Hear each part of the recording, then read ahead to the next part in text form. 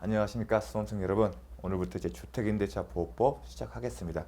일단은 주택임대차보호법, 상가건물임대차보호법 들어가기 전에 왜 이러한 특별법이 생겼는지에 대한 질문부터 시작하겠습니다. 이제 주택임대차보호법 제정된 지 꽤 오래됐습니다. 수십 년이 세월이 흐르는데 왜 이러한 법이 생겼는지에 대해서 그 배경에 대해서 살펴보시고 그걸 이해해야만이 주택임대차보호법의 특성을 이해할 수가 있습니다. 자, 좀 시간이 걸리겠지만 아시면 여러분들 이해에 도움이 되기 때문에 제가 설명을 드린 겁니다. 자, 주택. 기본적으로 주택이든 이 특별법도 임대차 계약이에요. 주택이든 상가든 동일합니다. 다만 대표적인 주택에 대해서 설명하겠습니다. 자, 주택임대차보호법을 주택임대차 계약을 가지고 할 텐데요. 자, 주택이 있어요. 소유자가 갑이에요. 주택 소유자 갑이에요. 그래서 통상적으로 우리가 임대차 계약을 합니다. 주택 임대차 계약을 합니다. 그래서 임차인 을이 존재해요. 근데 등기는 임차권도 등기할 수 있는데 미등기예요. 임차권을 미등기했다는 겁니다. 그러한 경우에 그럼 임대차 계약에 따른 임차권이 있는 거죠. 을에게. 그 특성은 뭐죠? 물권입니까? 채권입니까? 미등기 때문에 일단은 미등기고 채권의 성격입니다. 참고로 임차권이 등기가 되더라도 그 성격은 기본적으로 채권입니다. 물권이 아닙니다. 물권이라면 물권 법정주인데 우리 물권 법정주에 따르면 법의 법정을 보면 임차권은 물권이 아니에요. 용의물권에 임차권이 안 들어가 있지 않습니까? 다만 임차권에 강하게 해서 등기를 하기 위해서는 대항력이 있다는 대항력을 인정하고 있는 겁니다. 등기를 한 경우에는 등기할 수 있고 등기를 하게 되면 제3자에 대해서 대항력이 생기는 것 뿐입니다. 그래서 등기든 안 등기가 되든 임차권 자체는 채권이에요. 일단 지금 상황은 미등기예요. 그러한 상황에서 임대차 계약이 있어요. 그러면 임대차 계약 체결 후에 주택의 소유자가 바뀔 수 있겠죠. 소유자가 병으로 바뀌었습니다. 제 뒤에 시간적 순서를 보기 위해서 임대차 계약 체결 후에 을이 살고 있는데 소유자가 주택 소유자가 갑에서 병으로 바뀌었습니다. 등기까지 했어요. 그 소유자가 병이에요. 자, 이러한 상황에서 질문 하나 던지겠습니다. 이게 순수하게 이론적으로 접근하셔야 합니다. 병의 소유자니까 이 소유권은 등기를 했기 때문에 물권이죠. 그러면 소유자가 임차인을 상대로 해서 이런 얘기를 할 수가 있죠. 야, 나 소유자인데 네가 지금 내 주택을 갖고 있네. 돌려줘. 그러니까 지금은 당연히 여러분 답은 맞아요. 근데 이론적으로 접근하는 겁니다. 임차인이 이 소유자한테 무슨 얘기 할까요? 나 갑, 전 소유자인 갑과 임대차 계약을 체결했어. 그렇기 때문에 나는 임대차 계약의 기간 동안 여기에 살 수 있는 권리가 있어. 그 얘기를 할 겁니다. 그럼 핵심은 그 얘기를 소유자인, 새로운 소유자인 병에게 할 수 있을까요? 제가 위치를 좀 바꿔보겠습니다. 병한테 을이 주장할 수 있냐? 그러려면 먼저 임차인 주장하는 것은 갑과 을과 사이에 임대차 계약이 체결된 거예요. 미등기된 상태고요. 근데 이 임차권은 누구한테만 주장할 수 있는 거죠? 갑한테만 주장할 수 있는 거예요. 즉 채권이에요. 이 채권을 병에게 주장할 수 있냐? 이거는 물권과 채권의 싸움이죠. 근데 민법의 대원칙은 뭡니까? 물권이 우선한다고 했죠. 즉 그 얘기는 을은 갑과 사이에 체결된 임대차 계약을 체결로 임대차 계약에 기초한 임차권을 병에게 새로운 소유자의 물권자의 새로운 소유자인 병에게 주장을 못한다는 얘기예요. 그 얘기는 병이 계약 기간이 남아 있는 상태에서 돌려달라고 하면 돌려줘야 한다는 겁니다. 그게 일반 원칙이에요. 그러면 임차인 입장에서 이걸 방어할 수 있는 방법이 하나가 있어요. 가장 쉽게 생각할 수 있는 게 등기예요. 등기를 하게 되면 뭐라고 했죠? 제3자에게 대항력이 생긴다는 겁니다.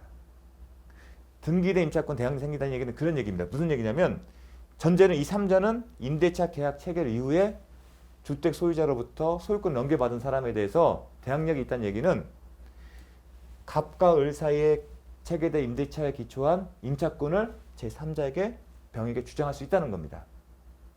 종전에 미등기 상태에 있던 채권에 불과했어요. 미등기 상태이기 때문에 임차권 주장을 못해요.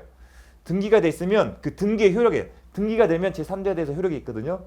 그 효력에 기초해서 임차권을 주장할 수 있는 겁니다. 즉 집을 계약 기간 동안까지 계속 살 수 있다는 얘기입니다. 그럼 등기를 하면 되는 거죠. 임차인은. 그럼 불안한 지위가 보호되겠죠. 그런데 등기는 임대인과 임차인 협력하에 공동을 해야 돼요. 근데 우리 과거에 임대인이 등기를 안 해요. 물론 우리 임대차 계약할 때 등기 협력을 청구할 수 있는데 협력을 거절할 수 있다 그랬죠. 협력 청구권이 있는데 그게 강제를 못 한다는 얘기입니다. 임대인이 거절하면 할 수 등기할 방법이 없다는 겁니다. 그러니까 등기는 못 해요. 그런 상황이라면 임차인 입장에서는 소유자가 바뀌게 되면 언제든 쫓겨날 수밖에 없게 운명입니다. 그렇게 되면 임차인의 지위가 불안한 거죠. 불안한 겁니까? 언제 쫓겨날지 모르는 거예요. 내가 시간적으로 먼저 했더라도 집주인이 사정이 있어서 집을 팔면 새로운 소유자가 집 비워달라면 비워줘야 하는 겁니다. 그럼 그렇게 되면 임차인 지위는 항상 불안한 겁니다. 계약 기간이 정해져 있지만 언제 소유자가 바뀌어서 무슨 일이 생길지 모릅니다. 또 하나 어떤 일이냐면 지금 이제 소유권이 바뀐 거죠. 그러면 이번에는 소유권이 아니라 임대차 계약 체결 후에 소유자가 저당권을 설정했다고 해요.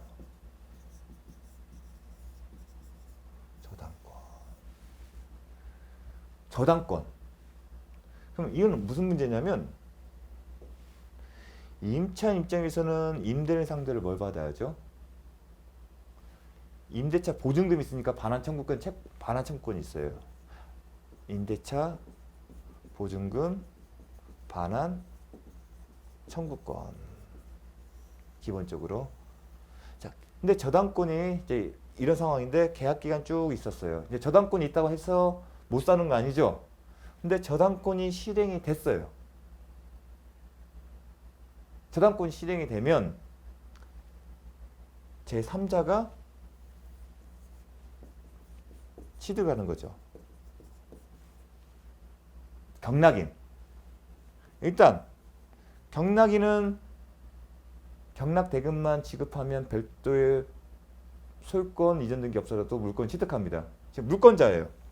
물권자이기 때문에 기본적으로 종전에 본 것처럼 임대차 계약 기간이 남아있는 상태에서 임대차 계약에 기초한 임차권을 주장할 수 있다? 못해요. 왜냐면 이 사람 물권자이기 때문에. 그러면 임차인 입장에서 뭘 이제 생각하겠어요? 보증금을 돌려받는 게 문제겠죠. 그렇죠. 보증금을 돌려받는 겁니다.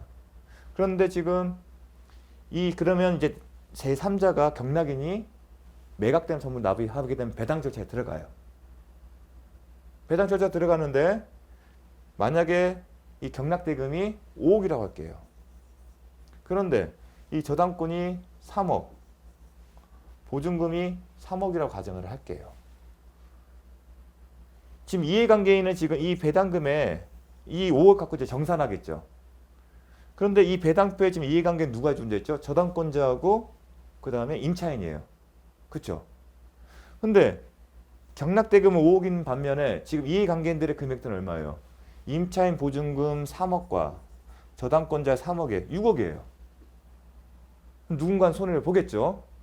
그럼 순서를 정할 거 아니겠습니까? 그런데 저당권은 뭐죠? 물권이에요. 물권이에요. 담보물권이에요. 근데 임대차 보증금 반환 청구권은 물권입니까? 채권입니까? 채권이에요. 일반 채권이죠. 물권이라 생각하면 물권 법정주의에 딱 따지면 돼요. 용익물권, 그 다음에 담보물권 있죠.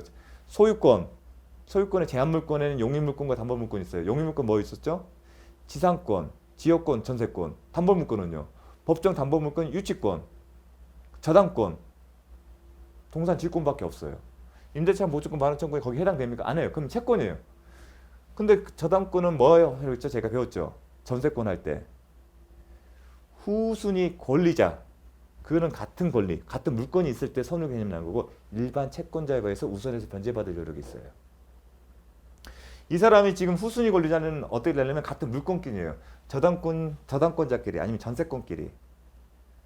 전세권이 용익권과 담보물권 권능이 있는데 전세 기간이 만료되면 용익물권은 소멸되고 담보물권 권능만 남는다고 했어요. 근데 제가 설명했습니다. 그때는 저당권과 동일하게 취급한다. 그런 경우가 아니잖아요. 후순위가 아니죠. 그러면 일반 채권자예요. 즉 저당권자는 후순위 권리자 기타 일반 채권자보다 우선해서 변제받을 효력이 있어요. 그러면 이 사람이 일반 채권자에 해당되기 때문에 저당권이 우선이 돼요. 그 얘기는 이 5억 중에서 우선 1순위로 저당권자가 3억을 받아간다는 얘기예요.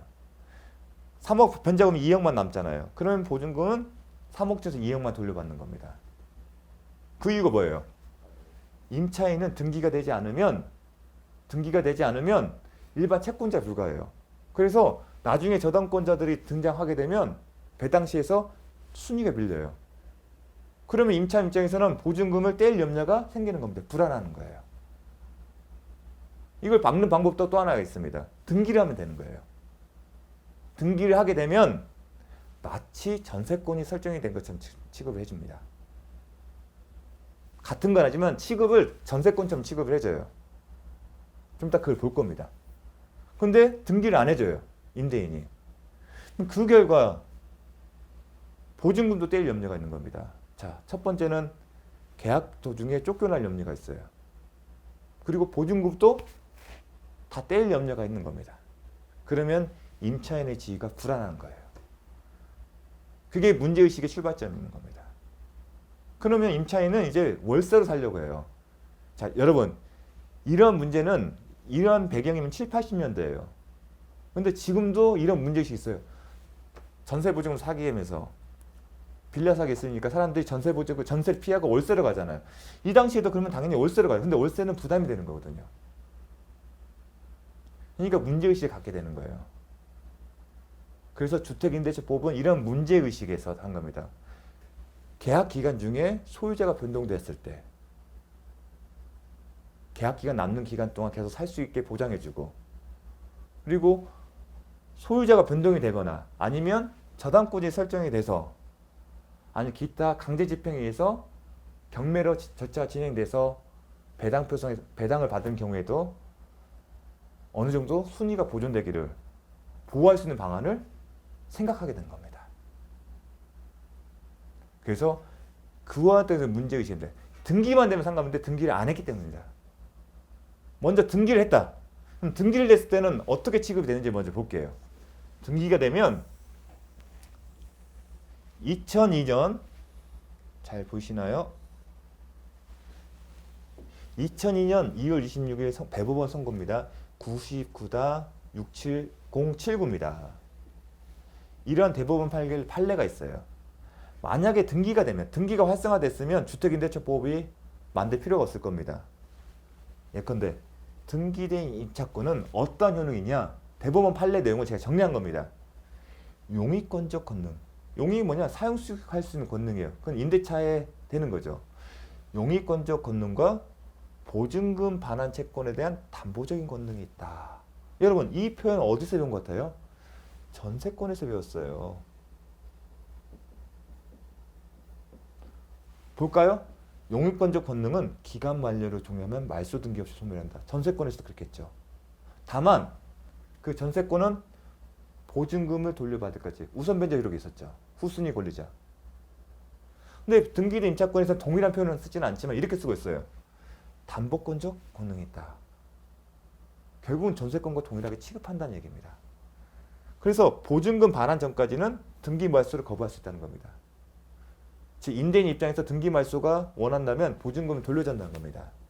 과연 우선 변제적 효력이 있는지 여부는 별개의 문제고요. 어떤 경우냐? 등기 말소를 거부할 수 있다는 겁니다. 과연 우선 변제 효력까지 인정까지는 안 한 겁니다. 다만 제가 그래서 전세권과 비슷하게 간다는 겁니다. 그리고 설사 만약에 이게 불법 말소됐다. 그러면 방해배제 청구를 할 수 있다는 겁니다. 방해배제한 표현은 어디서 나오죠? 물권적 청구권에서 나오는 얘기예요. 그러니까 등기된 임차권이 등기됐을 때 이런 효능이 있는 게 강하게 보호를 할 수가 있는 겁니다. 만약에 등기가 활성이 돼서 임차권 등기가 활성화된다면 굳이 준득이 임대차 보호법 받을 필요가 없어요. 왜냐하면 보호가 되니까 등기로서. 하지만 등기가 활성화가 되지 않기 때문에 문제였던 겁니다. 자, 이것도 좀 알았으면 좋겠습니다. 2002년 2월 26일 선고 99-67079 등기된 임차권의 성격. 임차권이 등기되더라도 이 성격은 성격은 채권이에요. 하지만 그 내용은 물권과 비슷하게 해요. 그래서 교과서는 채권의 물권화 경향 그런 표현을 씁니다. 그의 문제의식이 뭐냐면 임대차의 임차권의 임차인의 지위를 보호하기 위한 방안을 생각합니다. 방안은 물권화 시켜서 맵니다. 물권화. 어떻게 하면 물권화 시키냐. 그래서 등기를 하게 되면 채권이지만 보호 방안은 전세권과 비슷하다. 그렇게 생각하시면 되겠다. 상당히 중요한 내용이에요. 여러분들은 어떻게 받아들일지 모르지만 실무하는 변호사 입장에서는 상당히 중요한 내용입니다. 근데 등기가 안 되니까 문제예요. 등기를 했으면 이런 효과 때문에 보호를 돼요. 그러니까 출발점은 임대차 보호법은 등기가 안 되기 때문에 어떻게 보여줄 건가 출발된 거예요. 근데 기본적으로 이 주택 임대차 보호법을 만들 때 생각은 뭐냐면 그래서 일단 등기가 되면 좋겠지만 등기가 되지 않았을 때 과연 어떤 방식으로 보호할지가 이제 쟁점이 된 겁니다. 근데 여러분 제가 이 등기와 관련해서 물권의 개념을 설명할 때 기억나십니까? 물권의 개념, 물건을 직접 지배하여 그 이익을 배타적으로 절대적으로 권리자에게 기속시킨다. 그런 개념에서 물권은 절대권이어서 계약에 묻지 않고 어느 누구한테서도 권리를 주장할 수 있다. 그런 절대적인 권리의 성격 때문에 외부에서 이를 인식할 수 있는 즉 공시의 필요성이 있다. 그 공시의 필요성으로 부동산 경우에는 등기가 제도가 있는 겁니다. 즉 등기 제도는 어떤 부동산의 물건의 소유권이나 기타 용익물권, 제한물권을 제3자가 외부에서 인식할 수 있게 만들어준 겁니다. 그렇다면 등기가 되지 않은 상태에서도 외부에서 임차권의 존재를 인식할 수 있는 방법이 뭘까를 고민한 겁니다. 만약 등기가 되면 이게 인식할 수 있겠죠. 임차권 등기돼 있으니까. 그렇게 생각한 게 뭐냐면 외부에서 임차권이 즉 예컨대 주택에 대해서 하나가 뭐냐면 이사예요. 여러분 이 지금 문제 출발점은 소유자가 변동됐을 때 임차권 보호하는 거잖아요. 그러면 임차권 존재를 인식할 수 있어야겠죠. 그럼 소유자가 변동됐다면 매매를 한다는 겁니다. 임대차 계약 체결 후에 하나 문제 상황은 소유자 변동됐는데 그럼 소유자는 이걸 매수하고 싶은 사람은 방문을 하죠. 그래서 매도인이 이사를 한다는 얘기는 지금 임차인이 점유해서 사용 수익하는 거예요.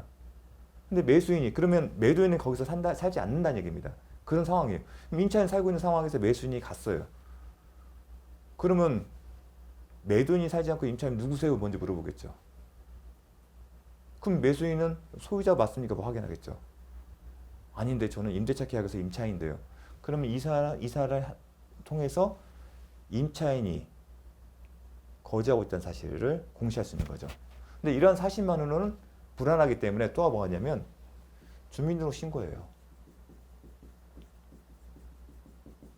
주민등록 신고.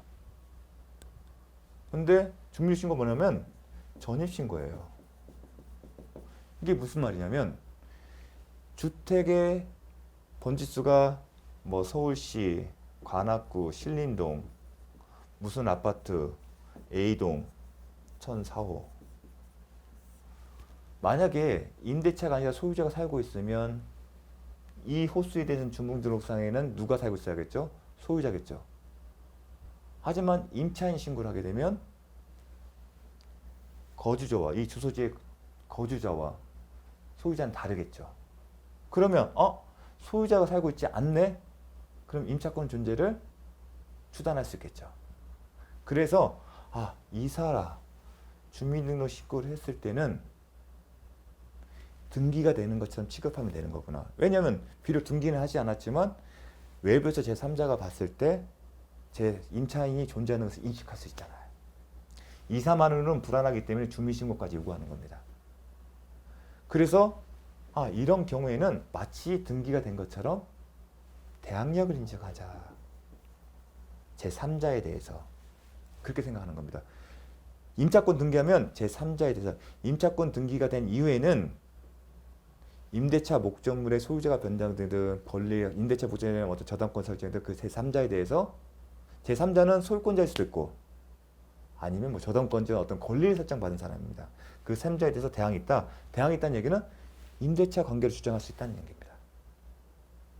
다만 다음 날까지 그 다음 날부터입니다. 등기는 등기된 시점부터 하겠지만 이 경우에는 등기와 좀 다르게 다음 날부터.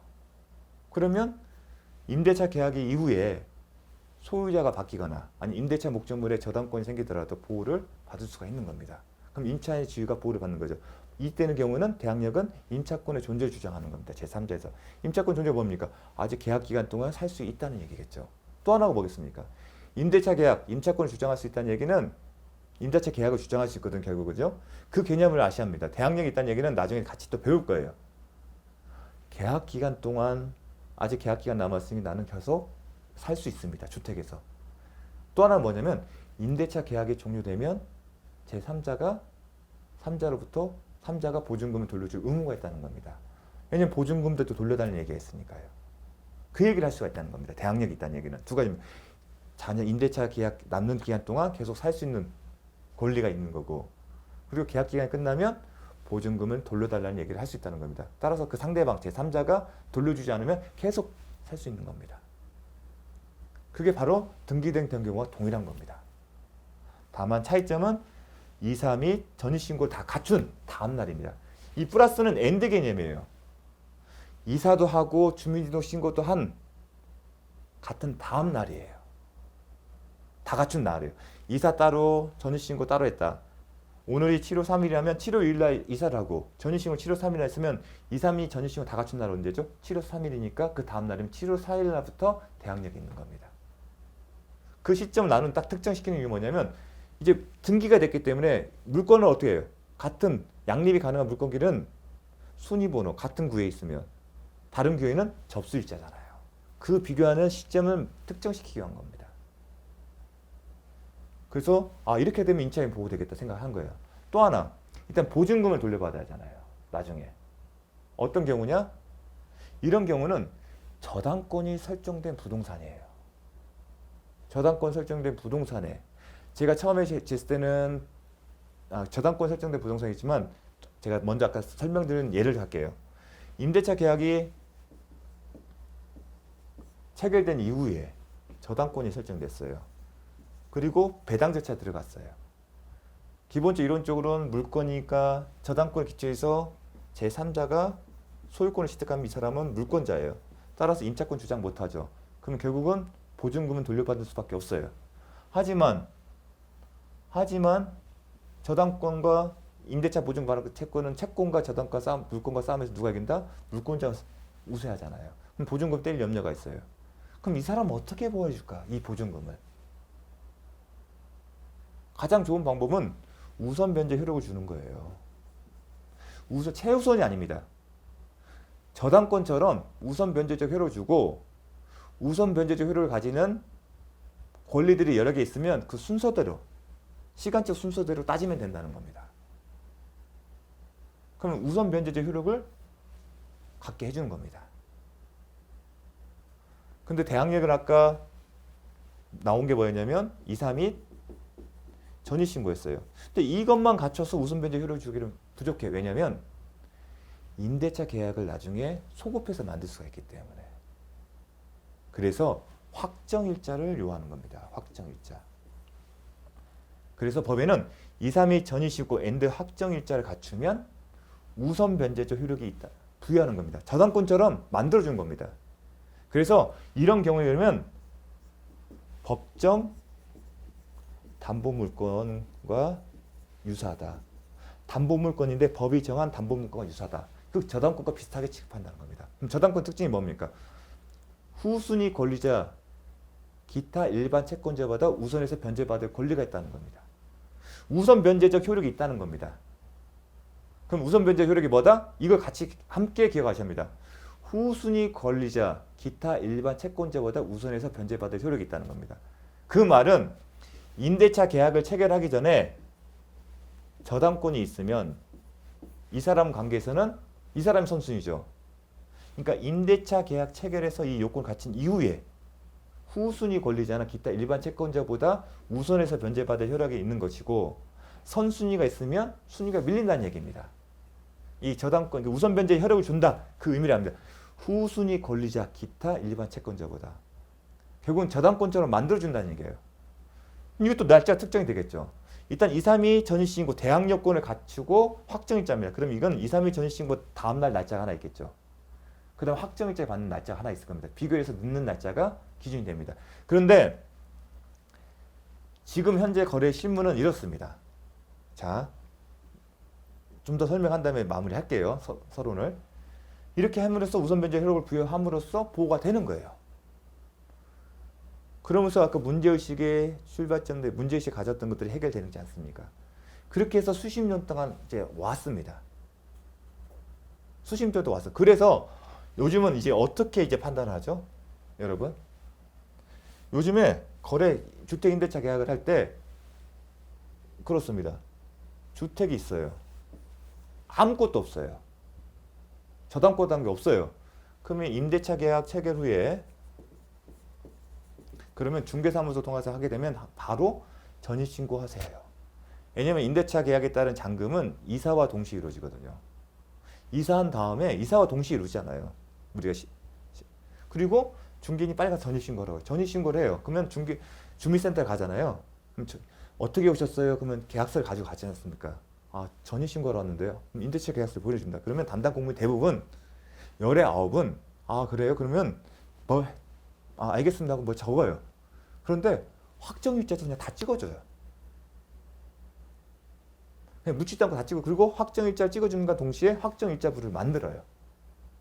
그래서 대부분은 232 전입신고 확정일자가 같은 일자예요. 오늘 23년 7월 3일이다. 그럼 7월 3일 날 이사가 이루어지고 전입신고도 7월 3일이고 확정일자도 7월 3일에 이루어져요. 그러면 대항력과 관련됐을 때는 어떻게 했죠? 232 전입신고를 다 갖춘 다음 날 7월 4일이죠. 7월 4일을 기준으로 그 이후에 7월 4일 이후에 제3자에 대한 효력이 생기는 겁니다. 제3자에 대한 효력은 대항력은 임대차 계약 체결 이후에 소유자가 변동되거나 아니면 임대차 목적물에 이해관계가 생기는 겁니다. 반면에 우선 변제 효력은 어떠냐? 확정일자는 다음 날이 없어요. 법조문에. 그럼 7월 3일이죠. 그럼 7월 3일과 232 전시와 같은 날을 비교를 해요. 늦는 날을 있다가 그럼 7월 3일이 기준이에요. 그럼 어떠냐?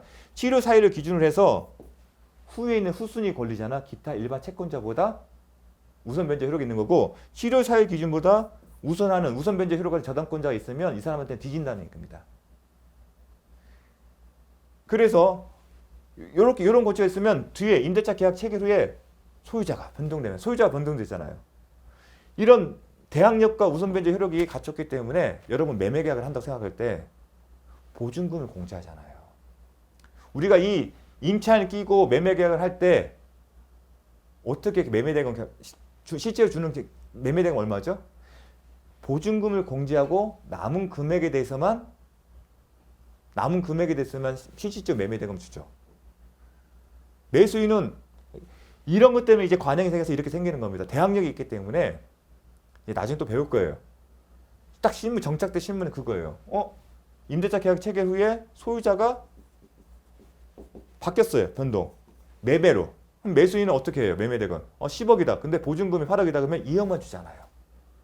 대신에 매매계획 종료 후에 소유자가 돌려주는 거죠. 그리고 소유자 매수인은 계약기간이 얼마 남은 동안 그 사이나 계약기간 끝날 때까지 기다려요. 계약기간이 끝난 다음에 갱신의 문제가 생기는 거지 계약기간 중에 내가 바뀐 소유자라는 이유만으로 주택을 돌려다는 얘기를 안 합니다. 즉 매매계약에서는 임대차 계약기간 끝날 때까지 기다립니다. 보증금도 그때 돌려준다 생각을 하고요. 이해되시겠습니까? 또 하나, 소유자 분등이나 저당권자. 임대차 계약의 체결 후에 저당권이 생겼다. 그러면 여러분 은행의 대출을 받는다. 임대차 계약 체결 후에 집주인이 사정이 생겨서 은행부터 대출 받는다. 그러면 누군가 찾아옵니다. 일단은 임대인이 전화가 와요. 임차인은. 제가 사정해서 어떤 이마이마한 사정으로 은행에서 돈을 좀 빌려야 할 것 같습니다. 그럼 누군가 찾아갈 것 같습니다.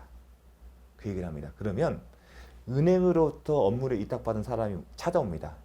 그러면서 어느 은행에서 이렇게 왔는데 임대인이 지금 소유자가 대출받은 것 때문에 찾아왔습니다. 그래서 면담을 합니다. 임대차 계약 체결한 게 맞습니까? 보증금은 얼마입니까? 뭘 물어봅니다. 그리고 임대차 계약서도 보고요. 그 하는 이유가 뭘까요?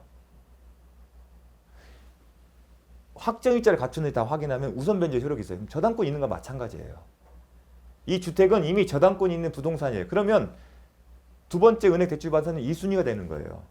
그러니까 자기가 순위가 밀리니까 1순위 금액을 뺀 나머지를 가지고서 대출 금액을 정한다는 겁니다. 그래서 임대차 계약서 확인하고 그 금액을 뺀 나머지를 가지고서 대출 금액을 정하는 겁니다. 그게 현실의 관행입니다. 결국은 저당권적 취급을 하는 겁니다. 그래서 이제 이런 제도를 통해서 임차인을 보호하고 있고 이미 정착이 됐습니다. 다만 우리가 혼동이 있는 것은 뭐냐면 이건 매매잖아요. 매매 때는 혼동될 게 없어요. 그리고 저당권이 설정되지 않고 그냥 아무 담보가 없는 상태에서 하게 되면 가만히 있으면 돼요. 이게 넘어가 경락되더라도 걱정 없어요. 그냥 가만히 있으면 끝까지 살면 돼요. 그리고 나중에 계약기간 끝나면 새로운 소유자, 경락인이 돈을 돌려줄 거예요. 반대로 근데 현실은 그렇지 않죠. 담보 없는 주택에 임대차 계약은 없어요. 학군지역은 대부분 저당권이 설정된 부동산에 대해서 주택에 대해서 임대차 계약을 체결하는 경우가 많습니다. 저당권이 설정된 주택에 대해서 임대차 계약을 체결하는 경우도 많습니다. 학군지역에서는.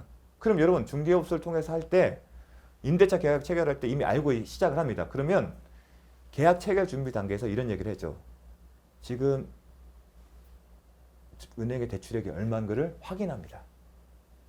10억 중에서 대출이 5억이다. 5억이니까 그러면 확인합니다. 그러면 보증금은 지금 얼마를 할 건지 결정합니다. 그러면 5억이 있는 걸 가정해서 그러면 대출 보증금은 한 2억 정도를 하죠. 합니다. 왜냐하면 후순위잖아요. 이 사람이 나중에 2, 3일 전이시고 확정일자를 갖춰서 우선 변제 효력을 갖습니다. 그럼 저당권이죠. 1순위 저당권이 있는 거기 때문에 그때를 대비하는 거죠. 그럼 5억을 일단 빼고 시작해야죠. 그럼 5억이 남은 상태에서 보증금을 정할 거 아니겠습니까? 그렇죠. 상식적으로. 아니면 집주인이 7억을 요구할 수도 있어요. 7억? 그럼 5억이 대출금인데 나중에 못 받을 수 있죠. 자, 5억 대출금 5억 있는 상태에서 7억을 보증금 줬다고 가정할게요. 나중에 10억을 낙찰 받았다. 그러면 5억이 먼저 우선 변제겠죠. 그럼 5억밖에 안 남죠. 그럼 얼마를 못 받죠? 2억을 못 받습니다. 그렇기 때문에 중개인이 이런 얘기를 합니다.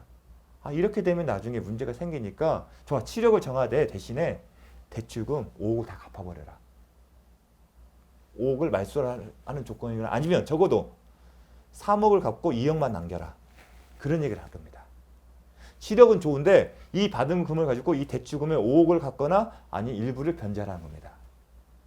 그래서 잔금 때 7억을 주게 되면 중개업소 사장님이 집주인과 함께 은행 가서 대출금 갚는 거 확인합니다. 그 이유가 뭐냐면 1순위 저당권자가 있어요. 그렇죠? 근데 내가 임대차 계약서에서 2, 3위 전입신고 확정일자 갖춘다. 우선 변제 효력 생기죠. 근데 순위가 우선 변제 효력이 있지만 이거는 후순위 권리자 기타 일반채 거죠. 즉 선순위자한테는 주장할 수 없지 않습니까? 즉 2순위예요. 쉽게 그래서. 여러분 저당권 1순위, 2순위 있으면 저당권이 먼저 우선 변제받고 그 다음에 2순위에 받는 것처럼. 그래서 제가 저당권자로 생각하시면 된다고 하는 겁니다. 1순위 있고 2순위가 있는 거 아니겠습니까? 이런 식으로 반영을 하고 있는 겁니다. 실무는. 그러니까 여러분 중개인 되신다면 이런 부분 특히 저당권이 설정된 부동산에 확인을 하셔야 하는 겁니다. 그래서 확인을 합니다. 실제로. 그런 의무를 제대로 못하게 되면 나중에 소송을 당하시는 겁니다. 결국은 대항력, 우선변제적 효력. 대항력 경우는 마치 등기가 된 것처럼 취급하는 겁니다. 우선변제 효력은 그냥 저당권처럼 만들어주는 겁니다. 더 특이한 게 뭐냐면 최우선이에요. 최우선은 담보물과 상관없이 선을 따지지 않아요. 무조건 우선적으로 보여주는 겁니다. 이 저당권 설정된 부동산이 있다 하더라도 일정 금액에 대해서는 최우선 보존해 줍니다. 이런 경우가 또 하나 있습니다. 다른 경우도 있습니다. 임금입니다. 3개월분. 채권이지만 근로자를 보호하기 위해서. 그럼 법에 의해서 최우선 변제권이 있는 겁니다. 또 배울 거겠지만 그건 소액 임차이라고. 이것처럼 어떤 요건을 갖추면 이제 물권처럼 취급해 주는 겁니다. 그거에 대해 배우는 건데 어려운 게 뭐냐면 이제 대항력이에요. 우리가 매매를 통해서는 이제 아무 문제가 없어요. 보증금 빼고 하고요. 근데 경락을 받았을 때는 좀 법리가 복잡합니다. 그래서 경매를 전제로 했을 때 경락인과의 관계에 있어서 이런 문제가 발생을 해요. 대항력은 없지만 우선 변제 효력은 있다. 이런 문제가 이제 대두됩니다. 경우에 있어서 대항력은 있지만 우선 변제 효력은 있다. 이런 경우가요. 우리가 딱 상식적으로는 대항력이 있으면 우선 제3자에 대한 효력이 생기는 거잖아요. 이 범위는 주택임대차법이 대항력, 즉 2, 3위 전입신고를 갖추면 그 다음날부터 제3자의 효력이 생길 때 제3자의 범주인데 주택임대차보호법에 따르면 경매이면 원칙적으로 임차권이 소멸을 한다고 해요. 다만 대항력이 있는 경우에는 그렇지 않다는 표현이 있습니다. 그래서 경매의 경우에는 좀 달리 볼 영역이 있습니다. 그래서 이제 잠깐 쉬었다가 이제 워밍업을 끝냈습니다. 그러면 구체적으로 여러분의 어려운 부분이 있는데 그는 임차권도 원래 이 민사집행법이나 주택임대차보호법에 따르면 경매를 통해서면 저당권 다 소멸돼요. 그리고 임차권도 원칙적으로 소멸되는데 주택임대차법의 단서에 따르면 대항력이 있는 경우 그렇지 않다는 건데 그 대항력이 있는 경우는 임대차 계약 체결 이후에 이해관계를 맺는 제3자예요. 정확한 의미는. 그래서 그 부분은 제가 요령껏 알려드릴 테니까요. 근데 우선 변제 효력은 그냥 저당권 취급하기 때문에 1순위, 2순위 나누시면 되는 거예요. 그냥 우선 변제 효력을 주는 거예요. 후순위, 근데 그 개념이 뭐예요? 후순위 권리자 기타 일반 채권자보다 우선을 받는 거예요. 그래서 내가 2, 3위 전입신고 확정일자를 갖추기 전에 저당권자가 있으면 그 사람한테는 따지지, 그 사람이 선순위이기 때문에 그 사람한테는 우선하지 못해요. 그 사람 다음에 받는다는 얘기예요. 아시겠죠? 중요한 개념을 말씀드렸고 이제 본격적으로는 수업에 들어가면서 말씀을 드릴 테니까요. 잠시 쉬었다가 계속 수업하겠습니다.